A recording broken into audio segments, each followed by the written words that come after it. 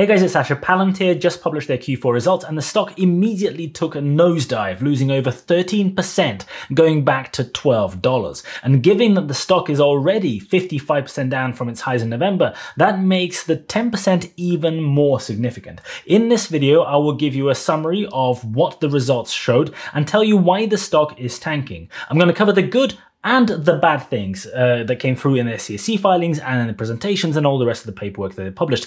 And I will also share some comments about the live earnings call that just finished. If you are an investor and you only want the good stuff, you don't want to hear any of the negatives because you want some confirmation bias, I'm sorry, this is the wrong channel for you because I am an investor, not a member of a fan club. And if you're here to dish out some hate on Palantir, I'm also sorry, but I'm going to mention some good bits about the stock as well because there are some pretty good things in this report. Now, in case you're wondering, I am a Palantir shareholder, so I may be biased to some degree, and Palantir is one of my biggest positions, one of the bigger positions in my portfolio.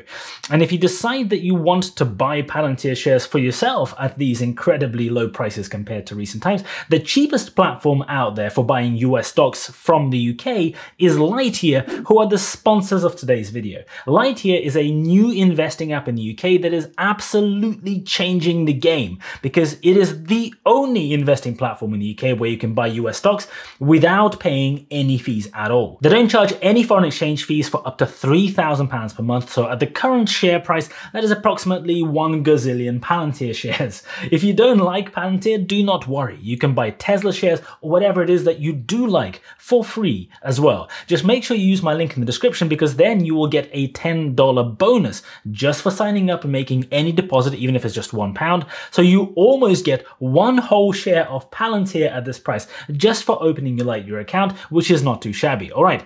First up, let's look at the headlines with the Palantir earnings. Palantir posted a quarterly revenue of $433 million, which is 34% up year on year. And this was roughly in line with expectations and actually a slight beat on some of the analyst forecasts. The government side of the business only grew 26% year on year. And this is the first hurdle that I think is causing the stock to tank and people to panic. The majority of Palantir's business is currently through government and military work, and that part of the business is growing considerably slower than the commercial side, than the rest of the business. So the bigger part of the business is slowing down. They even have a slide in the presentation where you can see how sharp this decline in government revenue growth has been. It is quite staggering. It is still growing, but it's growing at a much slower rate than it used to. Now, there are a few problems here. First, the US government is such an important part of Palantir's business today that a slowdown in growth potentially affects the outlook for the business over the next few quarters. But also, the fact that the US government is such a big customer means that Palantir is somewhat restricted in their ability to work outside the US, because foreign governments and many other large foreign organizations are far more reluctant to work with a company that supplies tools and data to US intelligence, right? And as Palantir's business pushes for growth in the commercial sector in particular, this could become a somewhat partially limiting factor in the future. Now, the biggest problem with US government revenue is that it is naturally by itself limited, right? There are only so many government bodies who want to buy very expensive software, and there is only so much money that those bodies are prepared to throw at it. So the long-term growth for Palantir is in other areas, and the government part will naturally decline as a proportion of the business anyway. Now, the total commercial revenue grew by 47% year on year, which is great, but it's the US commercial revenue that is really stealing the show here, growing by 132% over the last 12 months. That is phenomenal. And in their presentation, Palantir have published a chart of this US commercial growth year on year, and you can see that this segment of the business is growing fast and becoming very important. It's growing by over 100% for 2 years running. And Alex Karp said in the earnings call that this is just the beginning. This is where they are placing a lot of their focus and all of their bets. The problem with this chart is that it is very fragmented. If you look at the individual cohorts in here, the bars within each of the years, the 2019 cohort, for example, is huge, but then the 2020 cohort is really, really small. Then the 2021 cohort is, again, really quite big because usually customers don't earn that much revenue right at the start in the first year of when they're booked. So without even adding new customers, the prospect for 2022 look really great. 22 revenue from existing cohorts should grow significantly before you even add new customers. Just look at how the 2019 and 2020 cohorts grew proportionately from the first year to the next year. Now, having said that, one of Palantir's problems is that it is a tech solutions business. And if you look at the older cohorts, the really old ones, 2017 and before, those cohorts are declining. Alex Karp mentioned there's a lot of customers from a long time ago, like 15 plus years ago, and they are declining. And this is because the software that was sold to those customers that many years ago is now becoming obsolete, outdated, completely defunct. And this is a risk that the business model for Palantir has some kind of limitation in terms of the customer lifecycle. And that customer lifecycle is not quite as evergreen as perhaps it could be, or perhaps the company wants it to be.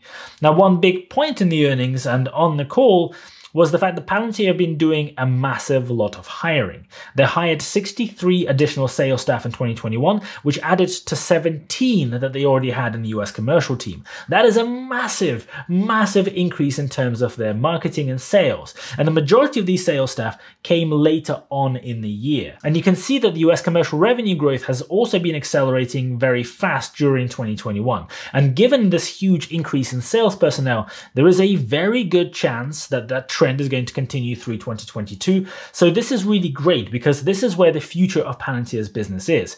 Palantir actually announced that they are hiring a lot more sales staff in 2022 as well. And specifically, they're going to focus outside the US this year after focusing on the US last year. And there was one question in the Q&A on the earnings call that asked how many sales staff they were hiring. It was by far the shortest answer because Alex Karp just said it's going to be 200. They are planning to apparently hire 1,000 people in total, and 200 of them are going to be sales staff. And this is going to be another massive increase to drive sales for the business. And there is a very good reason why they are doing this. If you zoom out, Palantir's growth has really slowed down in the last few quarters. You can see that while the annual figures still look great, we have all the indications that the quarterly numbers are flatlining. And the Q1 outlook by Palantir themselves is for that revenue to be $443 million. So again, very, very flat from Q4. And Palantir used to report the remaining deal value in their presentation, but this quarter they have stopped doing it. They've taken that slide out, and the number is now only mentioned in the remarks paper. And there is a reason why they've done that. The outstanding deal value in Q4 was $3.8 billion. Now, it was $3.6 billion in Q3 and has generally been stagnating over the last few quarters. This is the total amount of deals that Palantir have already signed but not yet collected the money on. So they've sold the work or the software, but they haven't billed for that software yet. So the issue here is that the growth is slowing down, as we've just seen, but the future growth, which is what this number indicates, is also looking very, very flat. But at the same time, Palantir is also saying that they continue to expect annual growth to be in excess of 30% through to the 2025 year, so over the next 4 years. The problem is that the current data just doesn't support that 30% benchmark. Their own Q1 forecast is only 30% up from Q1 2020. So the growth is already slowing down and hitting that 30% benchmark on the way down this quarter. And if Palantir want to change that trend, they have to act very quickly and very decisively to open up new markets. And the good thing is, I guess, that this is exactly what they say they are doing with all of these hires, with all of these new people coming on. They are hiring an absolutely insane number of sales staff, literally orders of magnitude more than they ever had before. And these salespeople will take some time to come through in terms of revenue numbers, because this is all about relationship building. The sales process is not an overnight job. But also, Palantir is putting a lot of effort into expanding their Foundry product to bring in more small to medium-sized businesses into the fold. This is going to be where the big money in the long term is probably going to be made. And unfortunately, Alex Karp did say on the call, perhaps ill-advised, that there is absolutely in existence currently a minimum barrier to entry in terms of the competency required from the company buying their tools on software development. So if you're a regular run-of-the-mill business without a very strong or particularly good developer culture, perhaps Palantir may still be a relatively difficult product to buy and integrate and use. Now, one really interesting chart in the presentation was this one about operating margins. Palantir presents two versions of this data, US GAAP and their adjusted version. US GAAP is the official version that aligns with proper accounting standards. So you have to account for everything properly, and naturally that number is lower. The adjusted version takes out things that Palantir believes are not genuine factors in terms of assessing the operational profitability of the business, because they see them as one-off costs, and these are stock-based compensation and the associated taxes. Basically, Palantir is saying that they are hiring a bunch of super smart people and they're giving them shares in the business so that they come in and be part of their growth story. But in the long term, in 10 or 15 years time, those one-off initial stock-based compensation incentives are not going to be there as part of the ongoing operational cost. So when you assess the real operational performance in the eyes of Palantir, their view is that the operational margin is sitting at around 30%.